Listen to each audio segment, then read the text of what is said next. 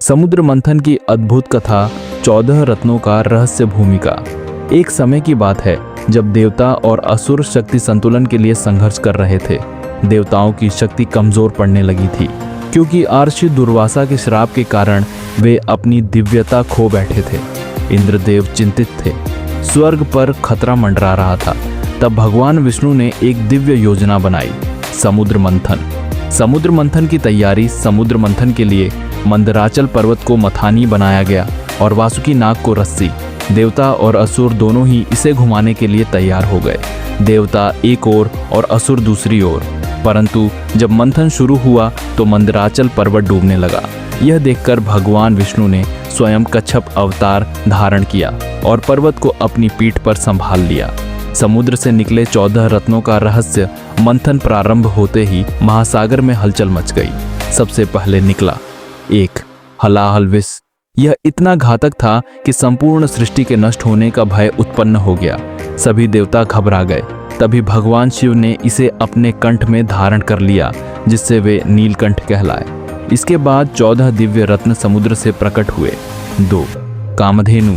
यह दिव्य गाय समृद्धि और इच्छा पूर्ति का प्रतीक थी। इसे ऋषियों ने ग्रहण किया। 3 उच्चैःश्रवा। यह सफेद रंग का अद्भुत घोड़ा था जिसे असुर राज बलि ने प्राप्त किया। 4 ऐरावत। इंद्रदेव के लिए यह दिव्य हाथी समुद्र से निकला जिसने स्वर्ग का गौरव बढ़ाया। 5 कौस्तुभ मणि। यह भगवान विष्णु ने धारण की, जो समृद्धि और वैभव का प्रतीक थी। 6 कल्प वृक्ष। यह इच्छाओं की पूर्ति करने वाला वृक्ष था जिसे स्वर्ग में स्थापित किया गया। 7 रंभा और अन्य अप्सराएं। वे देवताओं के आनंद के लिए स्वर्ग चली गईं। 8 वारुणी देवी। यह दिव्य मदिरा असुरों को प्राप्त हुई। 9 शंख। यह भगवान विष्णु ने धारण किया, जो विजय और शक्ति का प्रतीक बना। 10 चंद्रमा। यह भगवान शिव के मस्तक पर सुशोभित हुआ। 11 लक्ष्मी माता। जब देवी लक्ष्मी प्रकट हुई तो समस्त देवताओं और असुरों की दृष्टि उन्हीं पर टिक गई।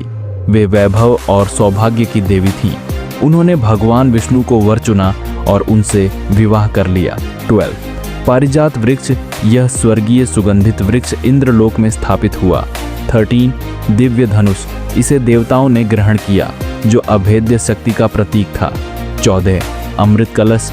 अंत में अमृत प्राप्त हुआ, जिसे पाने के लिए देवता और असुरों में भयंकर युद्ध हुआ।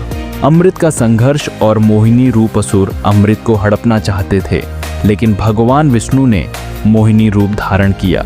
उनकी सुंदरता को देखकर असुर मोहित हो गए और उन्होंने अमृत उन्हें सौंप दिया। मोहिनी रूप में भगवान विष्णु ने कुशलता से देवताओं को अमृत पिला दिया, और जब असुरों को इसका आभास हुआ तब तक बहुत देर हो चुकी थी। लेकिन राहु नामक असुर ने छल से अमृत ग्रहण कर लिया। जब सूर्य और चंद्र ने इसका भेद खोल दिया तो भगवान विष्णु ने अपने सुदर्शन चक्र से उसका सिर काट दिया, किंतु चूंकि उसने अमृत पिया था, उसका सिर अमर हो गया और राहु केतु के रूप में वह ग्रह बना। कहानी का संदेश समुद्र मंथन हमें सिखाता है कि संघर्ष के बाद ही सफलता मिलती है। जीवन में यदि विष आता है तो धैर्य और समर्पण से उसे संभालना चाहिए, जैसे भगवान शिव ने किया। और जब सही समय आता है तो सौभाग्य और समृद्धि स्वयं हमारे पास आ जाती है, जैसे देवी लक्ष्मी ने भगवान विष्णु को वर चुना। यह कथा चिरकाल तक याद दिलाती है कि धैर्य, बुद्धिमानी और दिव्यता से हर संघर्ष का समाधान संभव है। अगर आपको यह कहानी पसंद आई तो इसे लाइक करें, शेयर करें और हमारे चैनल को सब्सक्राइब करना न भूलें।